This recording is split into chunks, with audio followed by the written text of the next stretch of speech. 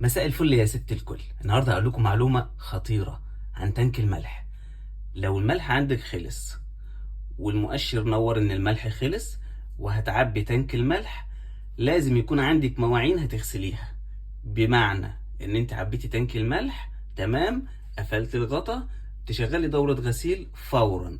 طيب لو ما عندكيش مواعين وعبيتي الملح ومليتي التانك، يبقى تشغلي دورة غسيل. وحتى لو مفيش مواعين، اقل دورة غسيل عندك ربع ساعة، نص ساعة.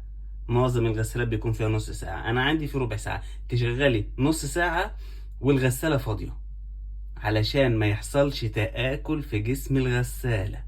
ضروري لو هتعبي تانك الملح تشغلي دورة غسيل، علشان هيحصل مشاكل في اجزاء الغسالة من الملح. لازم تشغلي دورة غسيل. لو ما عندكيش مواعين يبقى دورة غسيل صغيرة. ولو عجبكم الفيديو لايك وشير قناتي على اليوتيوب عصائر ميخا.